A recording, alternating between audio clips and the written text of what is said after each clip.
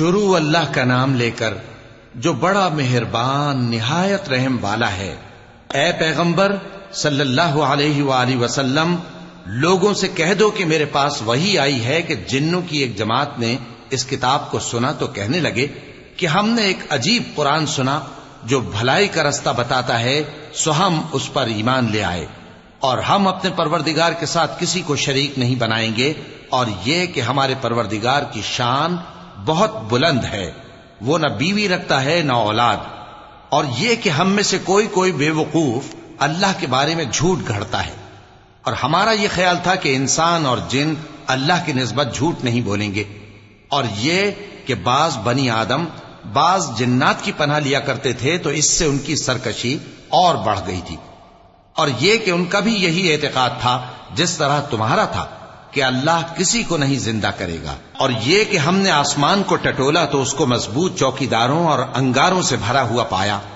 اور یہ کہ پہلے ہم وہاں بہت سے مقامات پر فرشتوں کی باتیں سننے کے لیے بیٹھا کرتے تھے، اب کوئی سننا چاہے تو اپنے لیے انگارہ تیار پاتا ہے، اور یہ کہ ہمیں معلوم نہیں کہ اس سے اہل زمین کے ساتھ برائی مقصود ہے یا ان کے پروردگار نے ان کی بھلائی کا ارادہ فرمایا ہے، اور یہ کہ ہم میں بعض نیک ہیں اور بعض دوسری طرح کے، ہمارے کئی طرح کے مذہب ہیں، اور یہ کہ ہم نے سمجھ لیا ہے کہ ہم زمین میں خواہ کہیں ہوں اللہ کو ہرا نہیں سکتے اور نہ بھاگ کر اس کو تھکا سکتے ہیں، اور جب ہم نے ہدایت کی کتاب سنی اس پر ایمان لے آئے، سو جو شخص اپنے پروردگار پر ایمان لاتا ہے تو اس کو نہ نقصان کا خوف ہے نہ کسی طرح کے ظلم کا،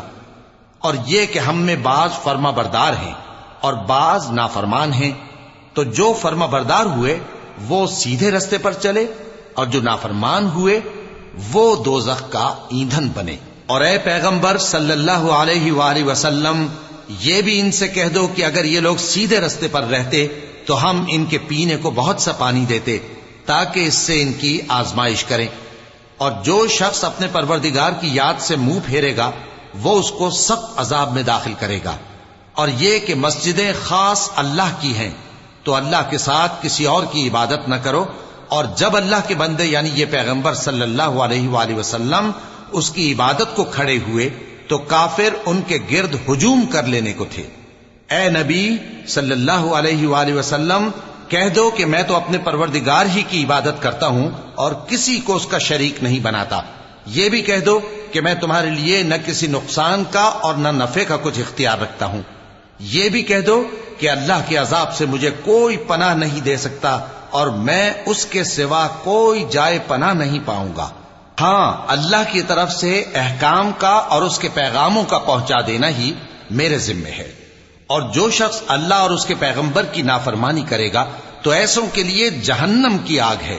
وہ ہمیشہ ہمیشہ اس میں رہیں گے، یہاں تک کہ جب یہ لوگ وہ دن دیکھ لیں گے جس کا ان سے وعدہ کیا جاتا ہے، تب ان کو معلوم ہو جائے گا کہ مددگار کس کے کمزور ہیں اور شمار کن کا تھوڑا ہے۔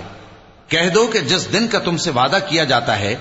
میں نہیں جانتا کہ وہ عنقریب آنے والا ہے یا میرے پروردگار نے اس کی مدت دراز کر دی ہے۔